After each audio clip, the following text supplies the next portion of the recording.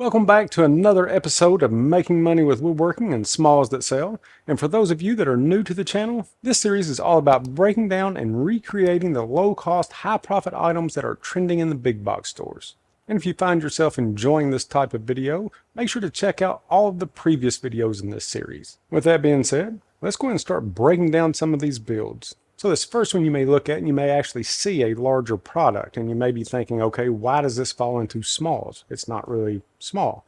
Well, whenever I'm saying smalls, I mean easy to make. So essentially some of these items may actually be a little bit larger, but the profit margin is high and they're super easy to build. So check out this medium size small. I ran across this scalloped book ledge while browsing through the old PB. And that means Pottery Barn for those of you that are new to the channel. So what actually caught my eye about this was actually in the name, scalloped. I kept noticing that the word and the scalloped style was being repeated over and over on several different projects. Several sites out there are loaded with scallop projects, so you know what that means. Time to get your scallop on. I mean, check this out. Okay, I know we're getting off topic here just a bit, but it's a scalloped cutting board. So you know that when anything makes its way to the cutting board scene, well, it's a trend. We almost need to have like a cutting board index or something for measuring the design trends. We'd actually have like a cutting board here and have like a bar chart or something like that on there. Cutting board index. Okay, scallop book ledge. Back to it. So besides being hot and trending, check this thing out. They want between 70 and 100 bucks for this book ledge, and it's simple to make. The hardest part about this entire build is obviously cutting the scallops themselves, which that's not hard at all. And the super cool thing that I'm going to show you with all of this is how one successful design can snowball into several successful products. So let me show you how I would lay out and cut these scallops. I'll make the scalloped front of a 24-inch book ledge. I've already ripped my material to 3 inches wide and cut it to 24 inches long. Now that's all that I need to do is lay out my scallops.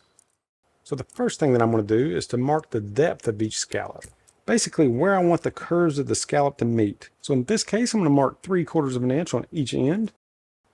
And then just draw a line with a straight edge. And since I want my scallop design to have 2-inch scallops, I'm just going to mark in 2-inch intervals all the way down my board. Okay, so now that I have my spacing marked, it's time to actually draw out these half circles or the end of the scallop. Now for this, since our spacing is right at 2 inches, you want to find something to trace that is close to 2 inches in diameter. And found this. No special tool, just a fitting that happens to be the size that I need. So now let's turn this non-woodworking tool into a woodworking tool. I'm just going to trace this fitting out, lining one edge up with the edge of my board and the two sides with my 2-inch marks. Then I'll simply trace this out all the way down my board. Now if you're going to be making several of these, use a piece of cardboard to do all of these markings, and whenever you get done, use it as a template. And also keep in mind whenever you're tracing this out, that you only need to mark from your 3/4 inch line to the edge of your board. Now that we have those super easy scallops all drawn out, let's fire up the jigsaw. Now you can pretty much use just about any type of a blade for this, but there's usually always a scroll blade included in a pack of jigsaw blades. If you have one, use that.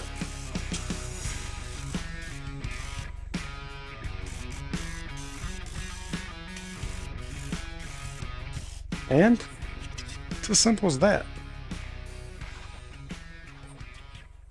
Okay, so I just showed you how easy that it was to cut this 2-inch scallop front. So let's go ahead and break down the rest of this build. Again, for simplicity's sake, I'm just going to say that this is 24 inches wide. Essentially, you can make it as wide as you would like.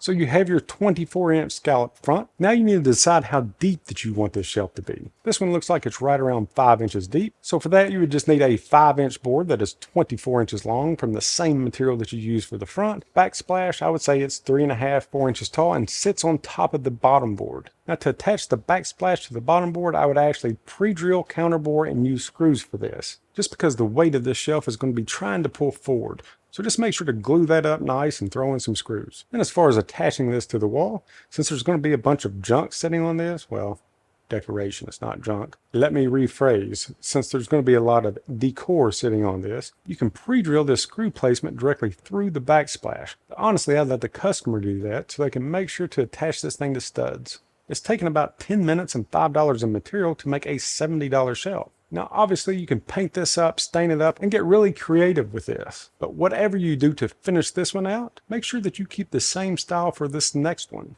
So you've already made the scalloped book ledge. Now let's add the scalloped peg rack. So basically it's a kid's coat rack that matches the book ledge. And actually both of these products are made for kids and look really cool. We talked about the important part about anything that you make for kids. People are a lot more likely to spend money on kids, grandkids, and pets. It's just how it is. So what they've done with this coat rack is they put it into a set. Yes, you can still buy each one of these separately, which is genius because even if you give one of these items as a gift, well, people want things that match. And trust me, a big company like this, they have already tested and retested the market on all of this stuff. So the point behind all of this is that if you're going to make one of these, make both. And honestly, the PB doesn't just stop there. Check this out. This book stand is really cool, really expensive, and really easy to make. But if you like the way this thing looks, take a close look at it, break it down, and build it to add to your other two things. Well, let's go ahead and hop back into this coat rack. You can buy these in the same length as the shelf, so 24 inches and 36 inches, and they want $100 for this thing. Okay, so check this out. I'm a visual guy, obviously, so let's visualize. So the shelf we made is something like this, roughly. Okay, this is behind here.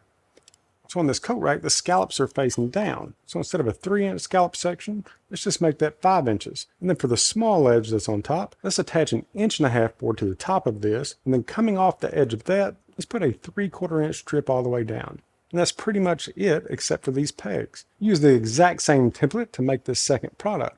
Okay, so the pegs that I just mentioned, they look like they're about 2-inch wooden pegs. Now you can pick those up at Hobby Lobby or Amazon. These are some that I found on Amazon that are 89 cents each and already have the screw installed. And as far as hanging this on the wall, if you didn't want screws showing, you could put these keyhole hangers on the back ledge. And if you've never installed a keyhole hanger, you simply drill a couple holes into the back edge and then lay this little plate over the top of that hole. It's as simple as that. Regardless of what you do and how you decide to hang this thing, I would definitely add these to your lineup of builds because the sale of one item could easily lead to the sale of several. Okay, so one last thing on scallops before we move on. This is just more proof that scallops are hot. They are wanting $80 for this 24-inch by 6-inch wide scalloped shelf. That's all this thing is a 2x6 or 1.5 inch material. So if you wanted to do something like this, just make bigger scallops. Instead of 2-inch spacing, maybe do 4-inch spacing. Basically, what I'm trying to say is that while a design or something about a design is hot and trending, jump on it.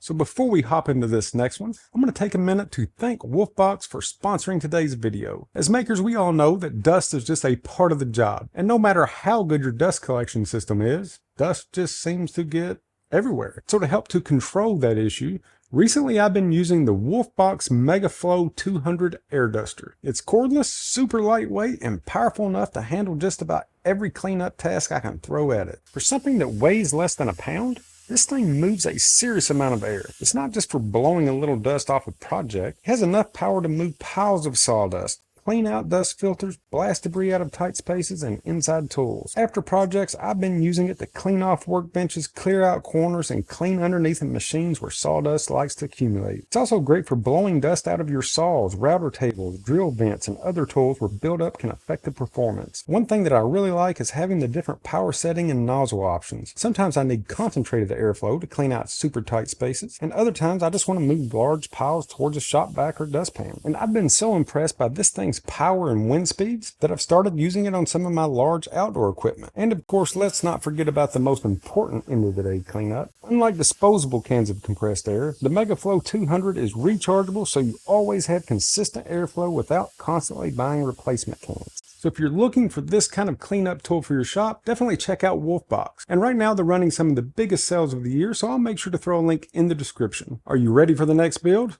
Let's go. So what I liked about this next one is the concept of it. And that is this $40 serving tray. Okay, anybody know what this is?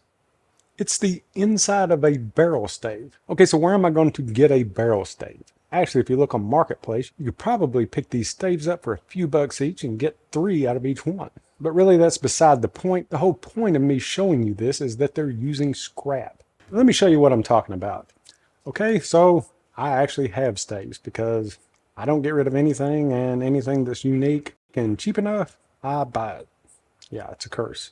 But Check this out. So these are made out of the ends of a stave where everything kind of starts to narrow down. So why do I think that this is leftover or scrap? Well, towards the middle of a stave where everything's a little more uniform, people will bore these out as cup holders and cut these into 3.5, 4-inch sections, leaving this part.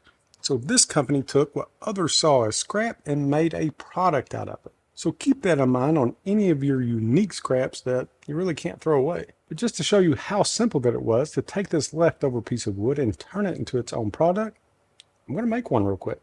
Since this product is 14 inches long, I'll cut mine to 14 inches. And then from the leftover of that, I'll cut a couple legs around 1 inch long.